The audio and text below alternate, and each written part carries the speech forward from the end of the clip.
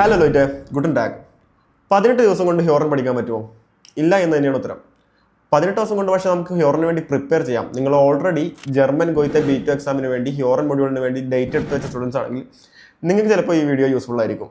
കഴിഞ്ഞ എപ്പിസോഡിൽ എങ്ങനെ സ്പ്രഹന് വേണ്ടി പ്രിപ്പയർ ചെയ്യണം എന്നാണ് നമ്മൾ ഡിസ്കസ് ചെയ്തത്. അതിൻ്റെ അവസാന ഭാഗത്തിൽ നമ്മൾ പറയുകയുണ്ടായി സ്പ്രഹൻ എക്സാം അറ്റൻഡ് ചെയ്യുന്നതിന് മുമ്പായിട്ട് നമ്മുടെ ഹ്യോറൻ പെർഫെക്റ്റ് ആക്കി വെക്കണമെന്ന്. അപ്പോൾ ഇന്ന് ഹ്യോറൻ നമുക്ക് എങ്ങനെ ഇമ്പ്രൂവ് ചെയ്യാം, അതിനുവേണ്ടി എങ്ങനെ പ്രിപ്പയർ ചെയ്യണം എന്ന് നോക്കാം. ഇന്ന് നമ്മൾ ഒരു ടൈം ടേബിൾ ആണ് ഇൻട്രൊഡ്യൂസ് ചെയ്യാൻ പോകുന്നത്. 18 ദിവസം കൊണ്ട് ഹ്യോറൻ ഇമ്പ്രൂവ് ചെയ്യാൻ പറ്റുന്ന മെത്തേഡാണ് ഈ ടൈം ടേബിൾ മൊത്തം ഉള്ളത്. 9 ദിവസത്തേക്കുള്ള ഷെഡ്യൂളാണ് നമ്മൾ ഈ ടൈം ടേബിൾ സെറ്റ് ചെയ്തിരിക്കുന്നത്. ഈ 9 ദിവസം കഴിയുന്നതോടുകൂടി ഒരു തവണ കൂടി ഈ ടൈം ടേബിൾ നമ്മൾ റിപ്പീറ്റ് ചെയ്യണം. അങ്ങനെയാണ് ടോട്ടൽ 18 ദിവസത്തേക്ക് നമ്മൾ ഹ്യോറിന് പ്രിപ്പയർ ചെയ്യേണ്ടത്. ഈ ഒരു ഷെഡ്യൂളിൽ നമ്മൾ ജർമ്മൻ മൂവീസ്, ക്വസ്റ്റ്യൻ പേപ്പേഴ്സ്, അതുപോലെ ഡെയിലി ന്യൂസ് ഇതെല്ലാം ഇൻക്ലൂഡ് ചെയ്തിട്ടുണ്ട്. ഈ ഒരു മെത്തേഡ് ഫോളോ ചെയ്യുന്നതിന് മുമ്പ് നമ്മൾ കുറച്ച് സോഴ്സസ് കളക്ട് ചെയ്ത് വെക്കണം. അതിൽപ്പെട്ട ആദ്യത്തെ കാര്യം എന്താണെന്ന് വെച്ചാൽ 6 ജർമ്മൻ സിനിമകൾ നമ്മൾ ഡൗൺലോഡ് ചെയ്ത് വെക്കണം. ഈ സിനിമകൾക്ക് ഇംഗ്ലീഷോ അല്ലെങ്കിൽ മലയാളമോ നമുക്ക് മനസ്സിലാവുന്ന ഭാഷ ഏതാണോ ഇതിലൊരു സബ് ടൈറ്റിൽ അവൈലബിൾ ആയിരിക്കണം.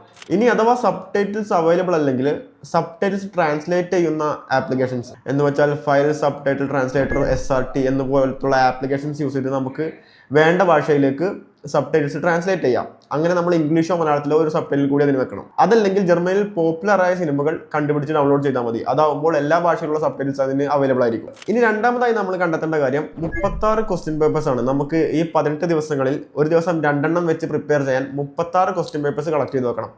36 ക്വസ്റ്റ്യൻ പേപ്പേഴ്സ് എവിടെ നിന്നും നമുക്ക് കിട്ടുന്നില്ല. ഒരു 15-16 ക്വസ്റ്റ്യൻ പേപ്പേഴ്സ് നമുക്ക് കിട്ടിയുള്ളൂ എന്നുണ്ടെങ്കിൽ നമ്മൾ ആദ്യത്തെ ക്വസ്റ്റ്യൻ പേപ്പർ തൊട്ട് പിന്നെയും ലൂപ്പ് ചെയ്താൽ മതി.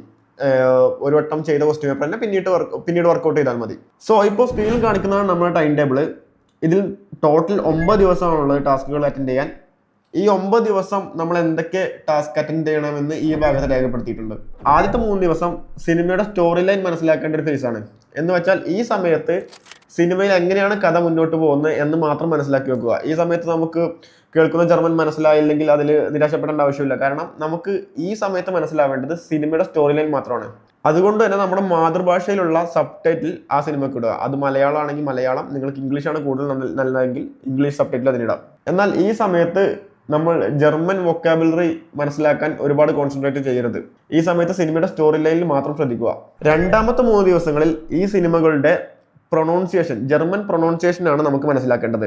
അതുകൊണ്ട് തന്നെ നമ്മൾ ആദ്യം വെച്ച സബ് ടൈറ്റിൽ മാറ്റിയിട്ട് ജർമ്മൻ സബ് ടൈറ്റിൽ ഇടുക. എന്ന് വെച്ചാൽ ഓഡിയോ ട്രാക്കും സബ് ടൈറ്റിൽ ട്രാക്കും സെയിം ജർമ്മൻ ലാംഗ്വേജിലുള്ളതായിരിക്കണം. അടുത്ത 3 ദിവസങ്ങളിലാണ് നമ്മൾ വൊക്കാബുലറി പഠിക്കുന്നത്. ഈ സമയത്ത് ഒരു സബ് ടൈറ്റിൽ നമ്മൾ ഉപയോഗിക്കാൻ പാടില്ല.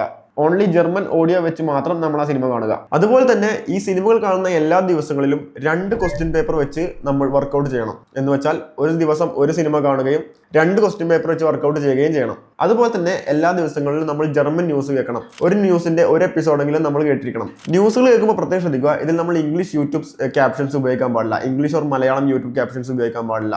അതുമാത്രമല്ല ഈ ന്യൂസുകളെല്ലാം 20 മിനിറ്റ് മുതൽ 30 മിനിറ്റ് വരെ ദൈർഘ്യമുള്ളതായിരിക്കണം. നമ്മൾ കാണുന്ന ന്യൂസുകൾ ഷോർട്ട് എപ്പിസോഡുകളാണെങ്കിൽ ദിവസം 1-2 ന്യൂസ് ഷോകൾ കാണാൻ ശ്രമിക്കുക. ന്യൂസുകൾ കാണാൻ താല്പര്യമില്ലാത്തവർക്ക് ഈ ടാസ്കിന് പകരം യൂട്യൂബ് പോഡ്കാസ്റ്റുകളോ അല്ലെങ്കിൽ ജർമ്മൻ വ്ളോഗുകളോ കാണാവുന്നതാണ്. എന്നാൽ ഇതിന്റെ എല്ലാം ഭാഷ ജർമ്മൻ തന്നെയായിരിക്കണം. സോ ഞാൻ ഒന്നുകൂടെ റിപ്പീറ്റ് ചെയ്യാം.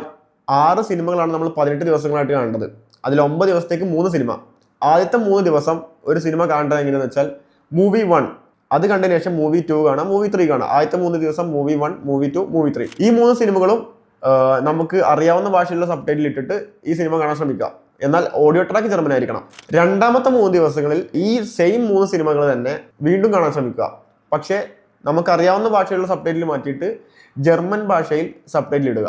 മൂന്നാമത്തെ 3 ദിവസം, ടോട്ടൽ 9 ദിവസങ്ങളിലായി, മൂന്നാമത്തെ 3 ദിവസം എന്താ ചെയ്യേണ്ടതെന്ന് വെച്ചാൽ ഒരു സബ് ടൈറ്റിലും ഇല്ലാതെ ഈ സിനിമ കാണാൻ ശ്രമിക്കുക. സോ നമ്മൾ ഈ 9 ദിവസത്താകം 3 സിനിമ കണ്ടിട്ടുള്ളൂ. ഈ 3 സിനിമ തന്നെ 3 വട്ടം റിപ്പീറ്റ് ചെയ്ത് കണ്ടു. ആദ്യത്തെ തവണ നമുക്കറിയാവുന്ന സബ് ടൈറ്റിൽ വെച്ചിട്ട്, രണ്ടാമത്തെ തവണ ജർമ്മൻ സബ് ടൈറ്റിൽ വെച്ചിട്ട്, മൂന്നാമത്തെ തവണ സബ് ടൈറ്റിലുകൾ ഇല്ലാതെ. ഇതിന്റെ കൂടെ നമ്മൾ ഡെയിലി 2 ക്വസ്റ്റ്യൻ പേപ്പർ വെച്ച് വർക്കൗട്ടും ചെയ്തു. മാത്രമല്ല ഒരു ഡെയിലി ന്യൂസ് അല്ലെങ്കിൽ ഡെയിലി വ്ളോഗ് അല്ലെങ്കിൽ പോഡ്കാസ്റ്റ് എപ്പിസോഡും കണ്ടു.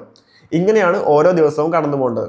ഈ 9 ദിവസം കംപ്ലീറ്റ് ചെയ്തതിനു ശേഷം വീണ്ടും ഒന്നുകൂടി ഈ 9 ദിവസം റിപ്പീറ്റ് ചെയ്യുക.